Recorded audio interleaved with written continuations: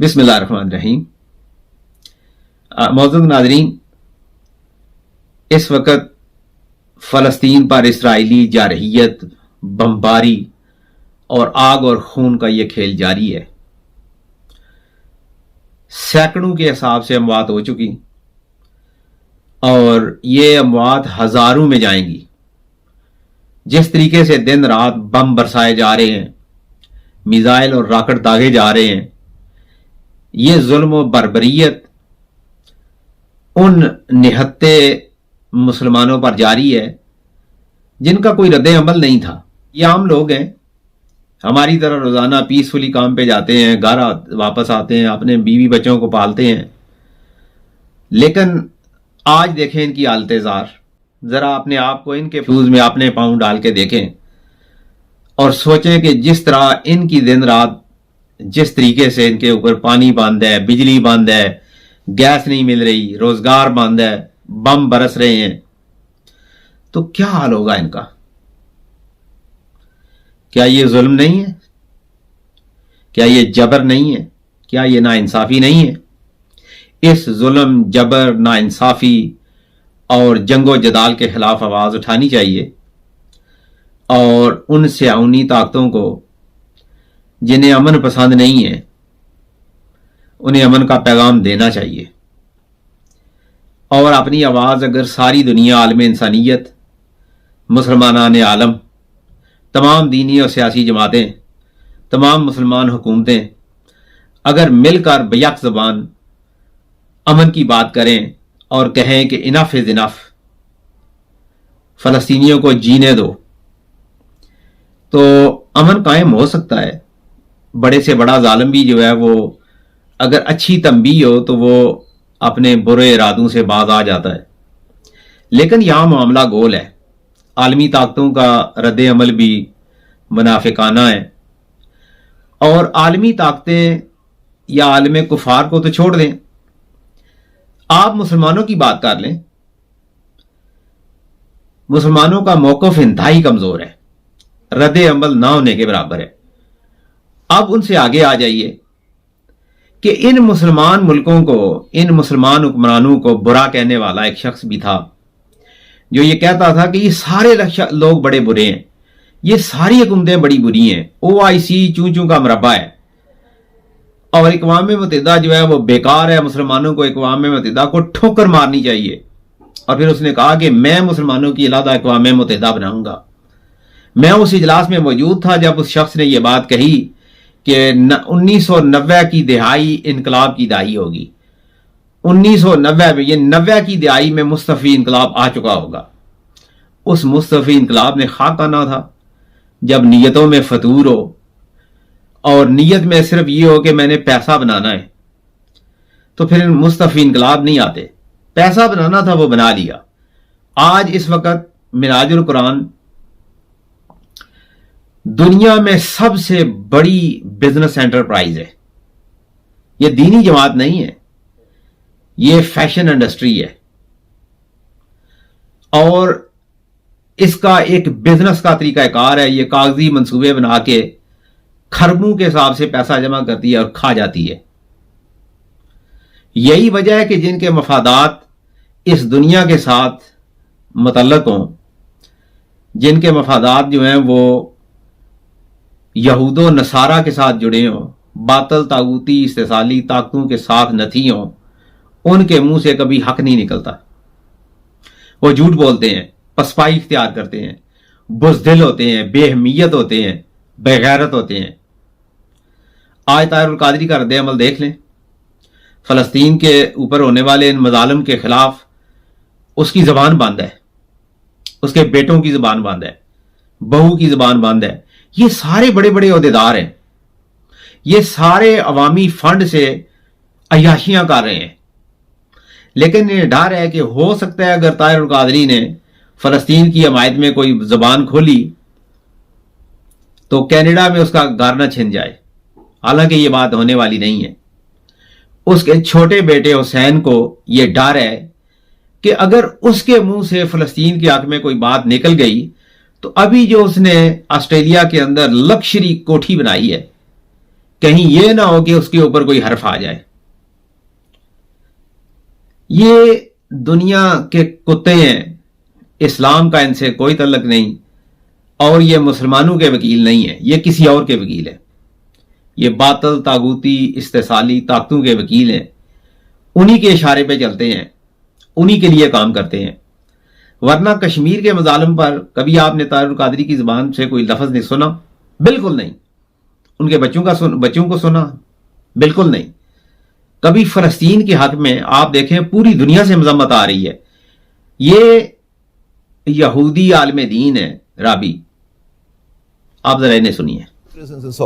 Zionism was created by mostly non-religious Jews. It was a nationalist movement of people who estranged themselves from God, from the Torah. They were non-religious. I always like to carry around the picture of the first, this was the Declaration of Independence, the first Prime Minister, David Ben-Gurion, and they're making a so-called Jewish state in 1948. Yes. And so it's Jewish. Supposedly they're doing us, they're returning to God. They're saying it's the end of exile, and not one of them is covering their heads. You know, so you see what the falseness of it. But still in all, the Zionists, they put on a facade and of Judaism. They incorporated religion in order that the world should say, oh, it's a religious thing, we have to support them. The evangelistic Christians and the millions support them.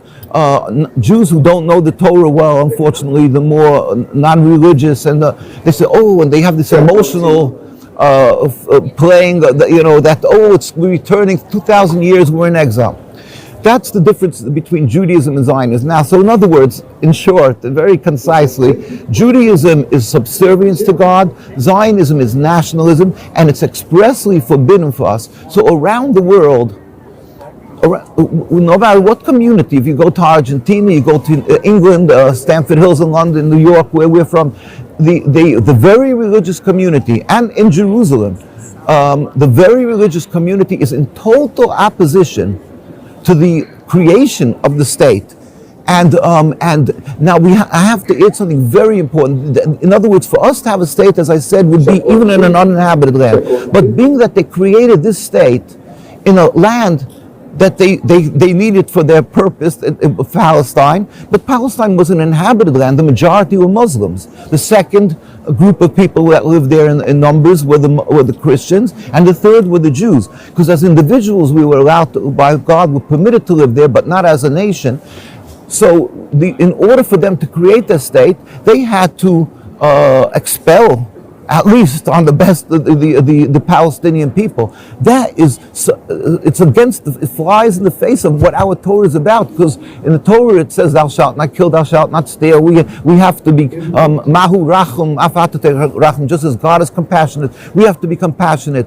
I mean, and certainly not to steal or kill and expel people. How dare they? देखा है कितनी clarity के साथ नुक्ता नजर है, किस तरीके से वो अपना मौक़िफ़ पेश कर रहे हैं.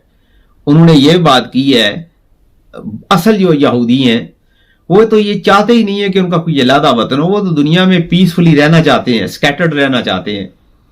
लेकिन ये जो स्टेट बनाना चाहते हैं ये हम में से नहीं है, और वो इनके खिलाफ बोल रहे हैं. और फिर स्टेट बनाना एक बात, इसका मतलब ये नहीं है कि आप बाकियों की स्टेट को हजम करें, ये वो कह रहे हैं.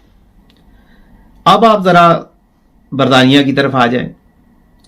अब ये आयरिश MP हैं रिचर्ड, आप जरा इन्हें सुने. To cover over what you have done, the killings of innocent people in Gaza on 3 separate occasions over recent years, the seizure of Palestinian land and so on, by attacking Hamas.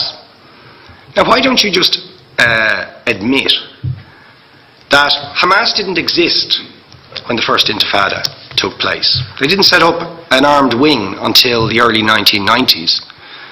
And that there was a reason that PLO were in Tunis at the time, exiled, effectively not present. But the ordinary Palestinians rose up because you denied them basic rights. I lived there. It was apartheid. It was racism. It was endemic. It was rotten. Absolutely, I was shocked within weeks of living there to see how you treated Palestinian people. And isn't it the fact that the law of return, which is the basic law of the Israeli state, is a racist apartheid law? because it confers rights on Jews that it denies to Palestinians. It allows, for example, if I was Jewish and had never stepped foot in Israel, I could claim citizenship there tomorrow, but 6 million people whose origins are in what you now call Israel, who were forced out in 1947 or 48, do not have that right. Isn't that part of the reason why the Palestinians are in dispute with Israelis? Because you deny them the right to return to their homes and to their land and to their villages, and that they have a legitimate claim, even under international law, to return, but you deny them that right. Why do you deny them that right? And why do you give that right to other people who have no connection whatsoever with the land, whether you call it Israel or whether you call it Palestine? Why do you continue to seize land, if you're serious about Oslo and the two-state solution? Why do you continue to seize land, which under that agreement is land designated to be Palestinian land? 500,000 people, most of which has taken place since Oslo. You allow that to happen. Why do you allow it to happen? If you're serious about giving this land to the Palestinians, it's absolutely extraordinary. And it just, you must, are you not just taking us, Ambassador, for idiots? That you can say with a straight face, we're serious about peace, but while we're serious about peace, we're going to seize Palestinian land. And you expect the Palestinians to just sit back and do nothing about that. And the world to accept that that is an acceptable way to behave. And you asked earlier on, what could we have some constructive solutions?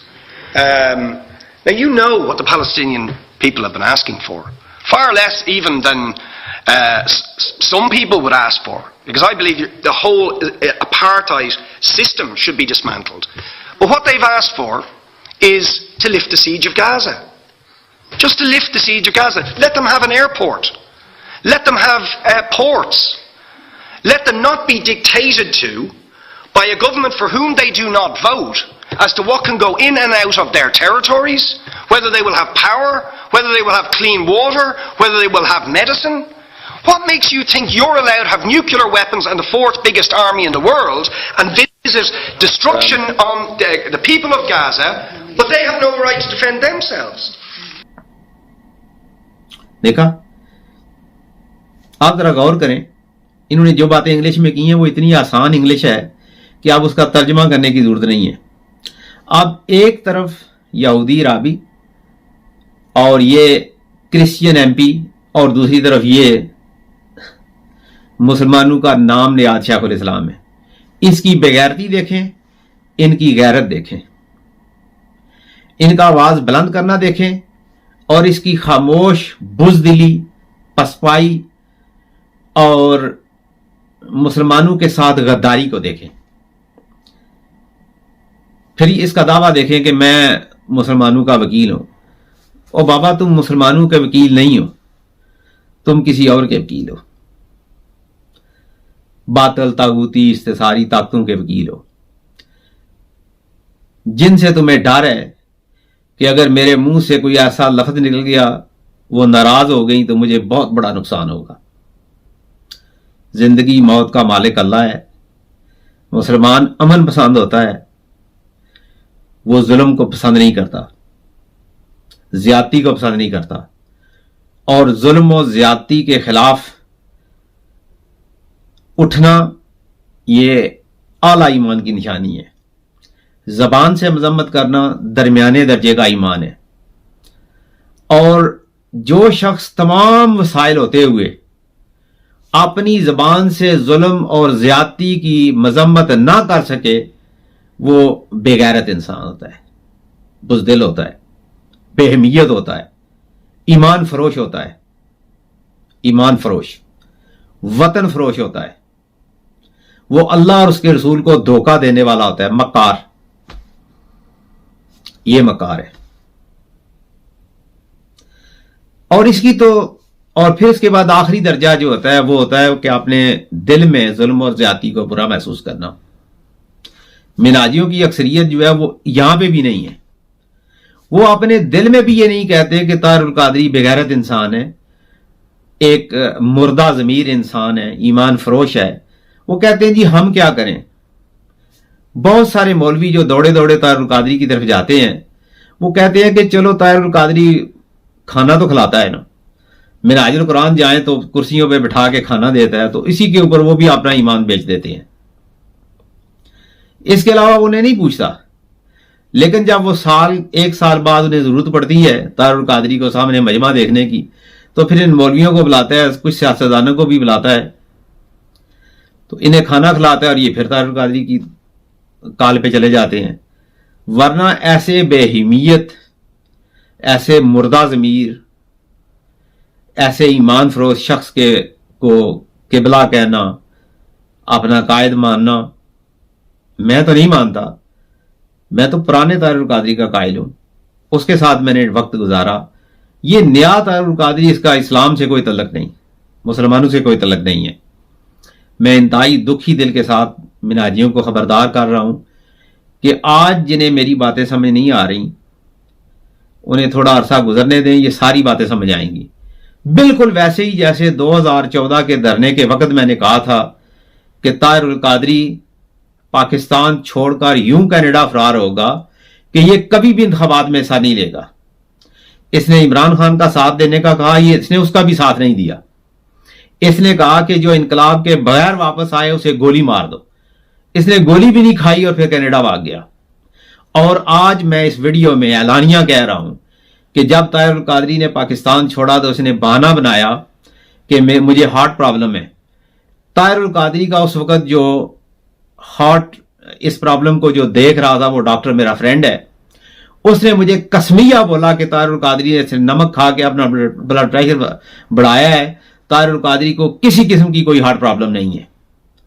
پھر یہ واپس آیا you کے اور Europe میں، تو شروع ہو گیا جی قادری صاحب جو ہے وہ ان کا علاج ہو رہا ہے، وہ یورپ میں گئے ہیں علاج کے لیے. وہ اینڈ پہ کیا تھا کہ قادری صاحب کے پیچھے ایک وہ بال توڑ تھا اور وہ بال توڑ کا چھوٹا سا آپریشن ہوا اور انہوں نے بہانہ بنایا ہوا تھا کہ اس آپریشن کی وجہ سے، اس سخت بیماری کی وجہ سے وہ قادری صاحب کا جو ہارٹ پرابلم ہے تو وہ یورپ میں آئے ہیں علاج کے لیے، ورنہ وہ دھرنا کبھی ختم نہیں کرنے والے تھے. تو اس طریقے سے یہ بندہ جھوٹ بولتا ہے، بکواس کرتا ہے، اور بغیر وجہ کے جھوٹ بولنا اس شخص کی عادت بن گئی ہے. اب آپ دیکھیں کہ اس کا مقابلہ جو ہے وہ انڈین ایکٹریس وہ ہما قریشی کے ساتھ ہے. فیس بک کو جتنے پیسے وہ ایڈورٹس کے دے رہی ہے اس سے بڑھ کے طاہر-ال-قادری دے رہا ہے.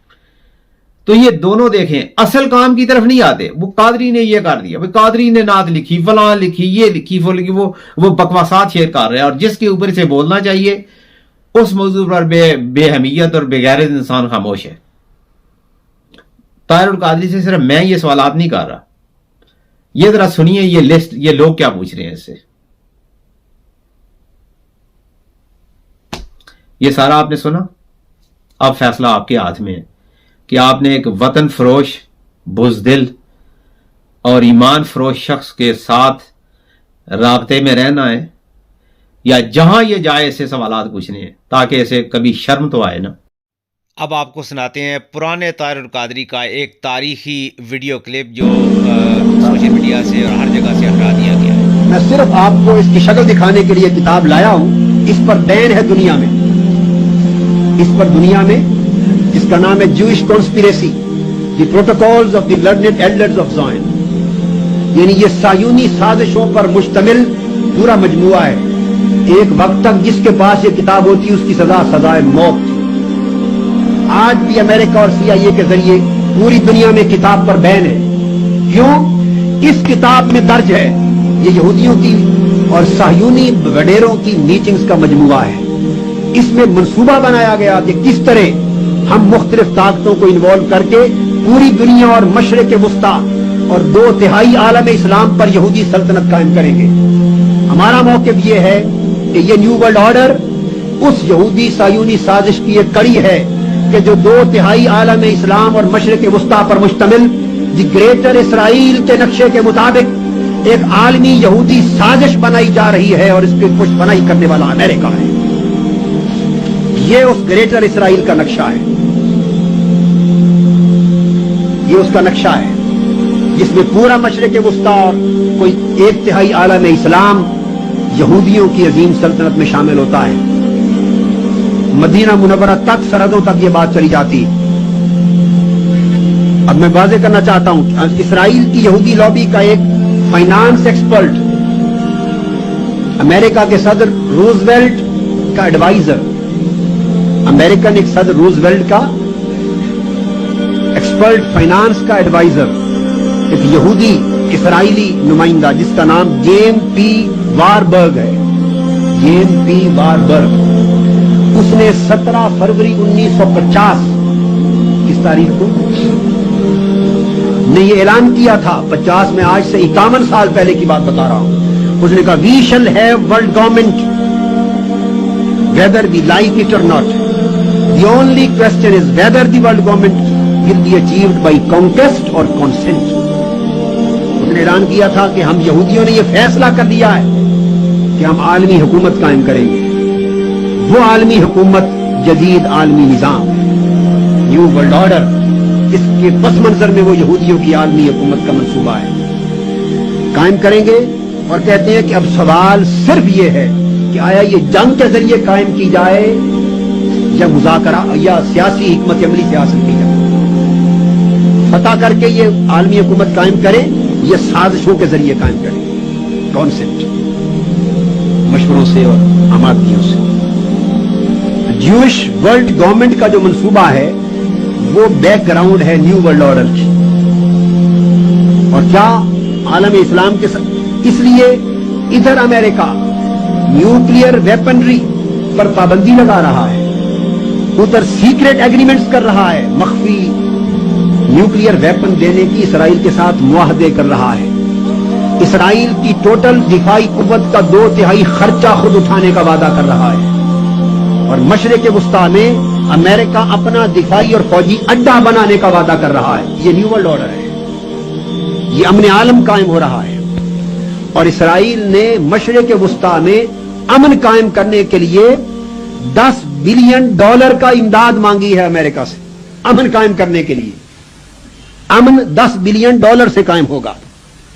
اسرائیل چاہتا ہے مجھے اتنا طاقتور بنا دیا جائے کہ مشرق وسطیٰ اور گرد و نواح میں کوئی طاقت نیوکلیئر پاور اور اسلحہ میں اور فوج میں میرے برابر نہ رہے، تب امن قائم ہوگا.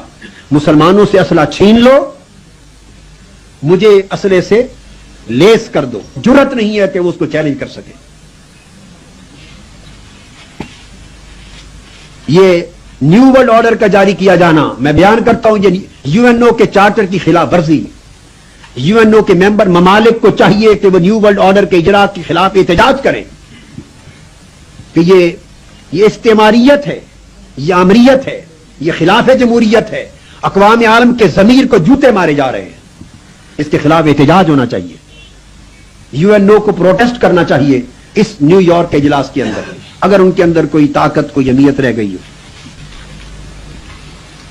اب اگلا سوال یہ ہے، یہ تو تھا کہ یو این او کا حال کیا ہوگا. اب تیسری دنیا کا حال کیا ہوگا. تیسری دنیا، اور جس میں مسلم ممالک بھی آتے ہیں، اسلامی دنیا، اس کا حال کیا ہوگا. تیسری دنیا اور اسلامی ممالک کے بیشتر خطوں کو امریکہ اب اپنی اقتصادی نو آبادیات بنانا چاہتا ہے. نیو ورلڈ آرڈر کے ذریعے اکنامک کالونیز بنائے گا، نیا سسٹم آف کالونیلزم آئے گا، اقتصادی نو آبادیات آئیں گی، پولیٹیکل اور اکنامک ایکسپلوئٹیشن، سیاسی اور اقتصادی استحصال ہوگا ان ممالک کا. یہ ممالک امریکہ کے زیر تسلط منڈیاں بن جائیں گی، اور کچھ یورپ کی اقتصادی کمیونٹی کے زیر تسلط منڈیاں بن جائیں گی. آپ اندازہ کیجئے کہ اس میں تیسری دنیا کے ممالک اور اسلامی دنیا کا حال. امریکہ ایک طرف مشرق وسطیٰ کے لیے، مڈل ایسٹ کے لیے مسلمان ممالک کو دبانے کے لیے اسرائیل کو پال رہا ہے طاقتیں. اسلامی دنیا کا حشر اس نیو ورلڈ آرڈر میں یہ ہونا. آپ کو یاد ہوگا جب گلف وار ہوئی تھی، عراق اور سعودیہ کی، اور یہ ساری انوالو ہوئے، امریکہ اتحادیوں کو لے کر آیا. ہم نے روز اول سے روز آخر تک قوم کو یہ بتایا تھا کہ کویت پر عراق کا قبضہ مستحسن قدم نہیں، ہم اس کی مذمت کرتے ہیں، مگر اس سے زیادہ مذمت کے لائق امریکہ اور اتحادیوں کا حملہ ہے. ہم نے بتایا کہ گلف وار کویت کی آزادی کے لیے نہیں، یہ نیو ورلڈ آرڈر کا اجرا ہے. عالم اسلام کو کچلنے کے لیے لڑی گئی.